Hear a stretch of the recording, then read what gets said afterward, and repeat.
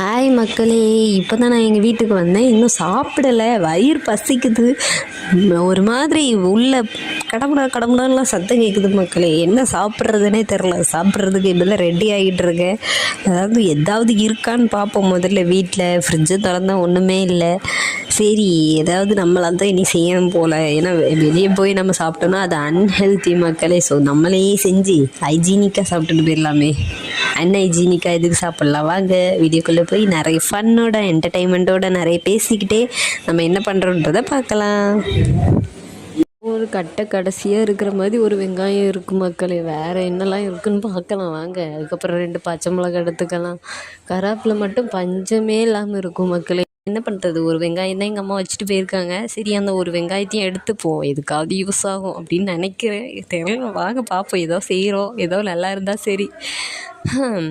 2 பச்சை மிளகா எடுத்துருக்க மக்களே. அது நீங்கள் காரத்துக்கு வேணும்னா எடுத்துக்கோங்க, வேண்டாம்னா விட்டுருங்க, ஸ்கிப் பண்ணிடுங்க, அவ்வளோதான்.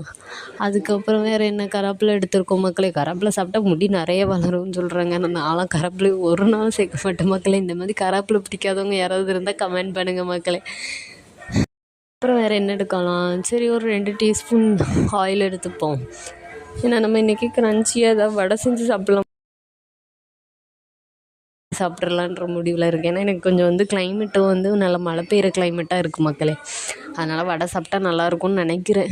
சரி வாங்க பார்ப்போம். வடை சாப்பிட்டா நல்லா தான் இருக்கும்னு இல்லை, இதை விட சிக்கன் இருந்தால் இன்னும் நல்லா இருக்குமே அப்படின்னு தோணுது. இருந்தாலும் பரவாயில்ல, உங்கள் மைண்ட் வாய்ஸ்லாம் எனக்கும் கேட்குது.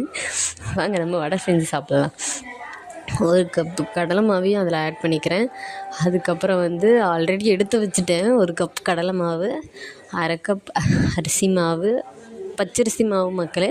அதுக்கப்புறம் 1 கப் கோதுமை மாவு. இதுதான் வீட்டில் இருந்தது. ஏதோ ஒன்று பண்ணுற போது வடை வந்தால் போதாது அப்படின்ன மாதிரி தான்.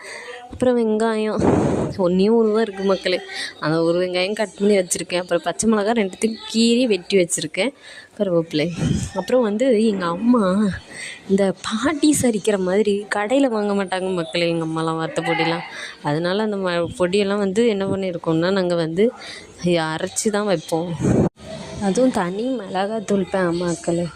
அது எப்படின்னு வேணும்னா ரெசிபி என்னென்னா சொல்லுங்கள். ஏன்னா வெளியே நம்ம காசு கொடுத்து வாங்குறத விட இப்படி அரைச்சி வச்சுக்கிறது நல்லது, ஸ்டோர் பண்ணி வச்சுக்கிறது.